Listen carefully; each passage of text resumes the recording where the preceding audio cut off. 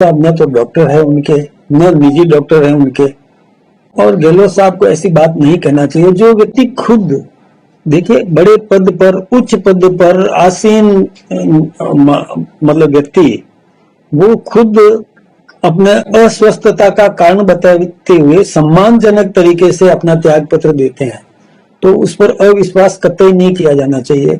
और कोई इसमें राजनीति करना चाहे, जैसे गहलोत साहब ने इस प्रकार की बात कही, तो गहलोत साहब को क्या पता कि उनकी स्थिति क्या थी। कुछ दिन पहले की बात है, मैं सोचता हूँ कि सारा मीडिया जानता है, सारा राजस्थान और हिंदुस्तान जानता है कि वो बीमार हुए थे, अस्पताल में भर्ती भी हुए थे।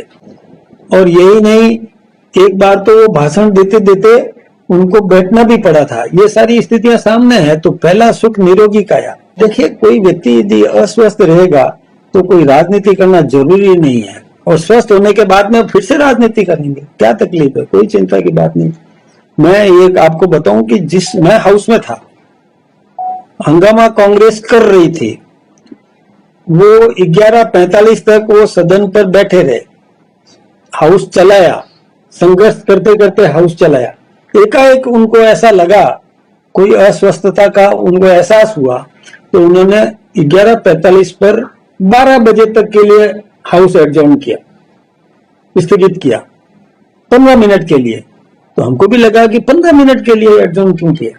वो अंदर गए, 12 बजे जब वापिस हाउस ज्वाइन हुआ तो उस समय उपसभापति जी थे, वो आए नहीं, है ना, अस्वस्थता ही कारण होगी। जब हाउस चल रहा है, हाउस चला रहे हैं, हाउस में बैठे हैं, बैठे बैठे एकाएक उनको एहसास हो गया, क्योंकि संघर्ष तो चल ही रहा था। संघर्ष यानी कांग्रेस हंगामा कर रही थी, हम विषय पे बोल रहे थे, हमारे और कुछ लोग विषय पे चर्चा कर रहे थे, कुछ क्वेश्चंस थे।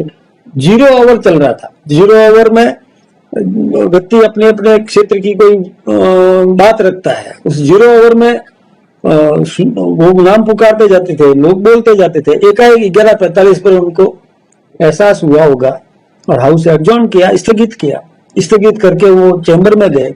उसके बाद 15 मिनट बाद में जब हाउस ज्वाइन हुआ तो उपसभापति जी चेयर पे थे, वो चेयर पे नहीं आए।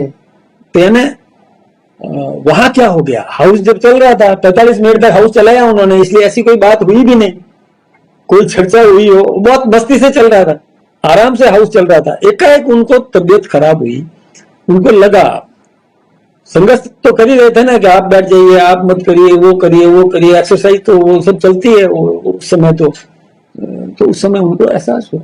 इसमें कोई राजनीति नहीं करना चाहिए और किसी का चरित्र हनन भी नहीं करना चाहिए। बिल्कुल शुद्ध दृष्टिकोण से उनके इस्तीफे को पढ़ लेना चाहिए। पढ़ने में भी बहुत गरिमापूर्ण तरीके से उन्होंने लिखा है, इस बात को सबको समझना चाहिए। अशोक गहलोत ने यह भी कहा है कि जितने भी संवैधानिक संस्था उनको खत्म किया जा रहा है, ये उसका एक प्रमाण है इस्तीफा उपराष्ट्रपति का।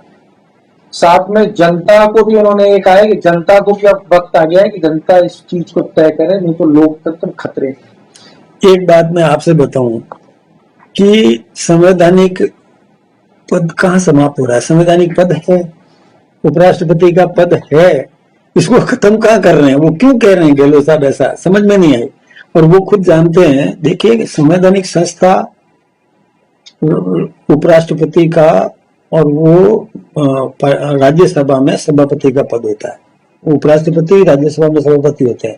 ये संवैधानिक व्यवस्था है, इसको समाप्त नहीं किया जा रहा है। कोई यदि पता नहीं क्यों ऐसी बातें कर रहे हैं, कपोल कल्पित बात करके जनता में भ्रम पैदा करने की कोशिश कर रहे हैं, ठीक बात नहीं है। संसद सत्र शुरू हो गया, आपका कार्यकर्ताओं को काफी उम्मीद थी कि आप पदाधिकारी की घोषणा करेंगे, नई टीम बनाएंगे। अब आपके अधिकतर समय तो राज्यसभा में निकलेगा, तो आप कब तक बना पाएंगे, इसके भी कुछ बताइए। एक बात मैं आपसे बताऊं, हमारा काम बहुत अच्छा चल रहा है, हमारा काम व्यवस्थित तरीके से काम चल रहा है। हमारे कार्यकर्ता सभी काम पर लगे हुए हैं, जो जिस दायित्व को निभा रहा है। और जो नई टीम की जो बात कर रहे हैं ना, उसमें कुछ नए हैं, कुछ और जुड़े हैं, कुछ पुराने हैं। हाँ, जुड़े हैं, तो वो अब प्रक्रिया है हमारी, उस प्रक्रिया के तहत व्यवस्थित तरीके से घोषणा भी हो जाएगी। एक सवाल ये था, तो इसका सीधा असर राजस्थान की राजनीति को भी देखा जा रहा है और खासतौर से बीजेपी को लेकर, जाटों की राजनीति को लेकर दिख रहा है। कितना इम्पैक्ट बीजेपी मान के चलती है कि इस पर जाट राजनीति पर देखिए, पहली बात तो मैं ये स्पष्ट करना चाहता हूँ कि हमारी जातिवादी राजनीति नहीं है। हम सर्व समाज का विकास करना चाहते हैं, सर्व समाज को साथ लेके चलना चाहते हैं। सभी जो मेहनत करता है, जो अच्छा सेवक है, उसको सेवा करने का अवसर जरूर मिलना चाहिए। इसमें कहीं कोई जाति के हिसाब से नहीं चयन होता है कि इस जाति का व्यक्ति सेवा नहीं भी करता है फिर भी क्योंकि जाति का है इसलिए लेना है, ऐसा कुछ भी नहीं होता। जो सेवक है, जो जनता की सेवा करना चाहता है, उसको महत्व मिलेगा और सर्व समाज को महत्व मिलेगा। सभी जातियों का पूरा आदर है, सभी जातियों का हम पूरा सम्मान करते हैं, सभी धर्मों का हम पूरा सम्मान करते हैं।